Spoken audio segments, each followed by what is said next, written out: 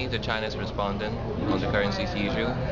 Yeah, nice to meet you. And we are going to interview China's Premier of the State Council and Minister of Finance. So our interview will start. Alright. So I've heard that you will have a negotiation tomorrow. So may I ask you what you expect from tomorrow's negotiation? Actually, tomorrow we have a very busy schedule, and the one that is confirmed, that is most confirmed at this moment, 100% confirmed, is the Southeast Asian nations meeting with Indonesia and Australia. These two countries are very good trade partners and regional partners in this Southeast Asian region. Therefore, we highly expect on this meeting to develop a closer relationship with these two countries and to promote common prosperity in Southeast Asia. This is because our region is one of the most important driving forces for the world's current economic development. So Southeast Asia contributes a lot to world economic development, and this cooperation among our country, Indonesia and Australia, is very much necessary. I'm the President of Indonesia. My name is Alison. And today we have representatives from Indonesia, from Australia, and from China. Maybe you could...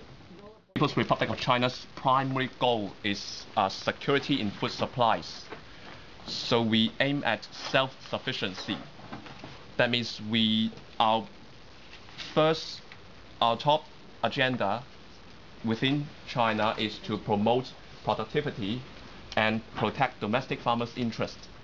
In addition to that, as long as domestic farmers' interests and security in domestic food supplies are guaranteed, we urge for, we are also welcoming international trade liberalization. That means to remove trade restrictions in order to facilitate international exchange of goods and services, especially in this issue, agricultural products. In doing this, we will adhere to the 6th WTO Ministerial Declaration done in Hong Kong 2005.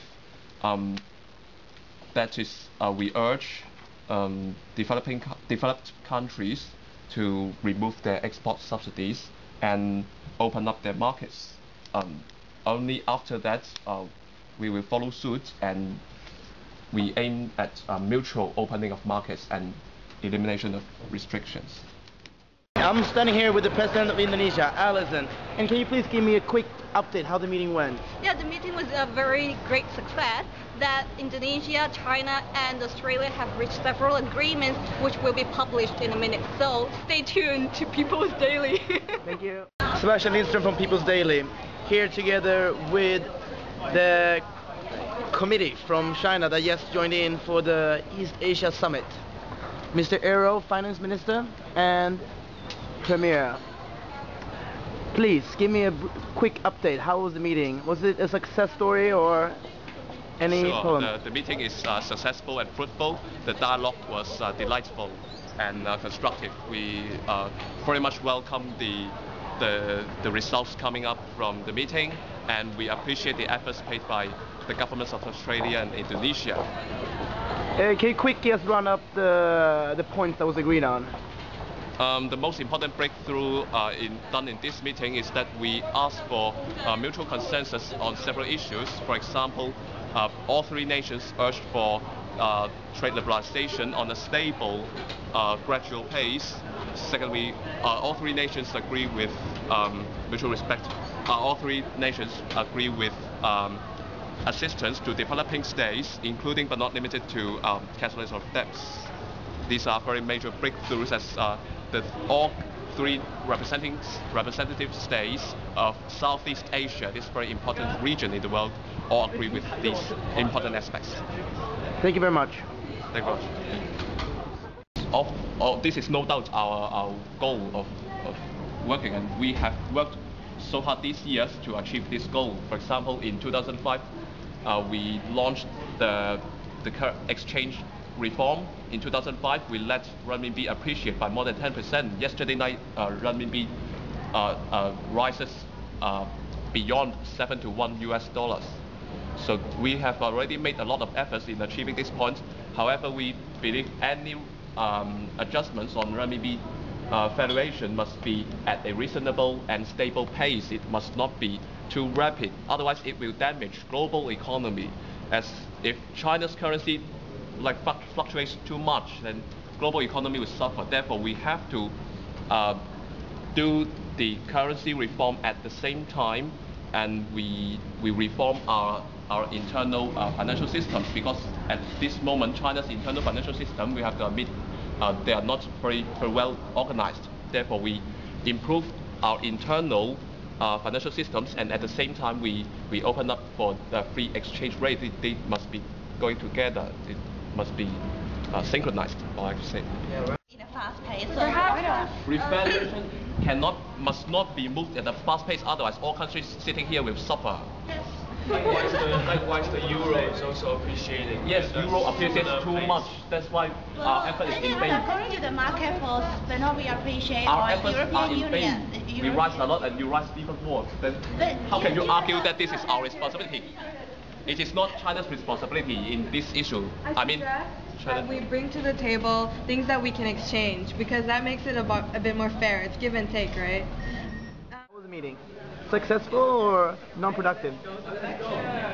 We believe that the meeting can be more constructive in the sense that we believe that all participating nations have to adhere to the WTO ministerial declarations, which all members of WTO kindly agreed in 2005 Hong Kong.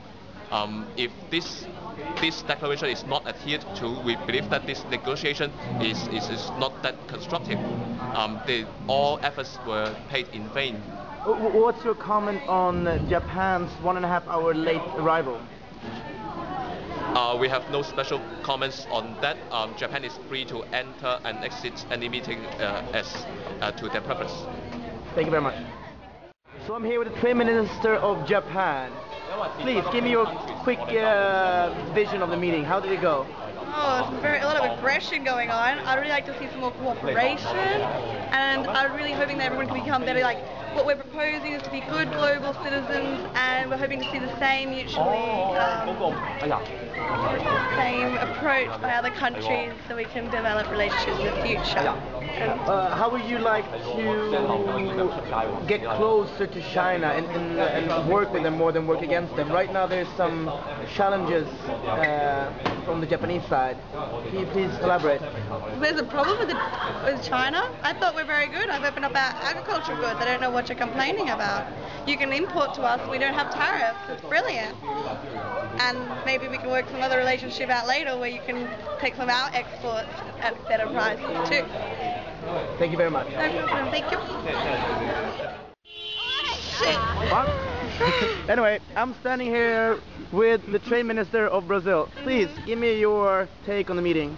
2 hours of nonsense or 2 hours of productive, constructive? 2 hours of selective listening and selective contribution. So give me. Some people were just a bit more stubborn than necessary. So who gave in? Brazil, you gave it a great offer. We were just neutral. We were just peaceful. All about exchange.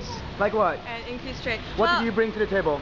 We agreed to reduce our tariffs from 30% to 10%, and as a developing country, that's pretty damn amazing. Great. We just want reduced. We want more market access because our agricultural products are really strong. Well, what's your comment on European Union being racist against China? Would you agree on that statement? Not really. Partly? Because the representatives of the EU in the meeting were Chinese. Sure. Thank you very much. Thank you.